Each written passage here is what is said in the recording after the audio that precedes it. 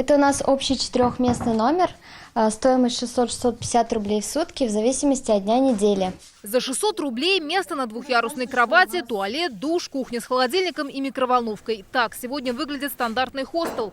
Этот в центре города открылся одним из первых в Казани. Одновременно могут ночевать 25 человек.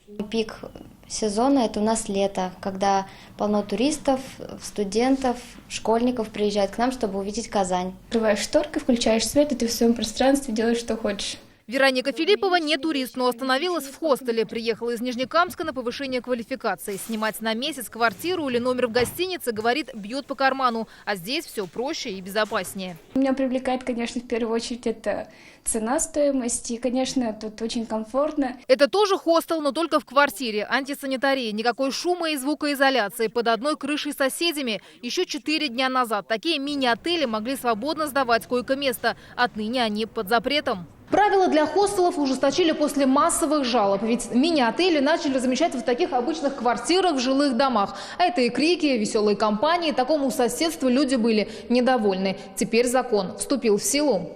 Отдельный вход, системы пожарной безопасности, сигнализация, сейфы – это только часть требований жилищного кодекса. Владелец одного из хостелов Рашид Габитов еще на этапе открытия 2 года назад был готов к нововведениям и перевел помещение в нежилую категорию.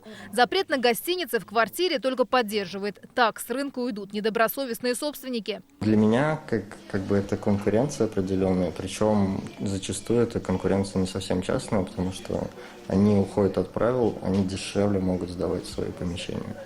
Естественно, у них нет определенных там требований, которые они не соблюдают. На сайте объявлений десятки предложений. Например, место в 6-комнатной на квартале всего за 300 рублей в сутки. Звоним.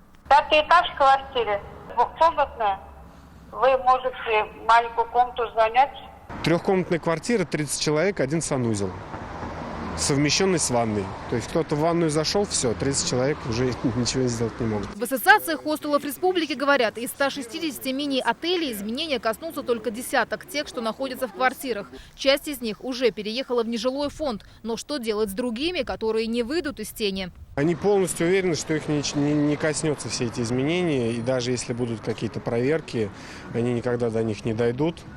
Потому что Роспотребнадзор, как говорится, да, по жалобам исключительно работает. Жалобы должны быть не обезличены. За нарушение санитарных норм штраф для физлиц от 500 до 1000 рублей, на должностных лиц до 2000. С другой стороны, сдача своего жилья не запрещена. В любом случае, все эти нововведения для Казани не так масштабны по сравнению с Москвой и Санкт-Петербургом, где большинство хостелов именно квартирные, там проверки только начинаются. Анна Городнова, Игорь Романов, ТНВ, Казань. Смотрите все новости дня, программы и фильмы в наилучшем качестве на YouTube-канале ТНВ. Подписывайтесь.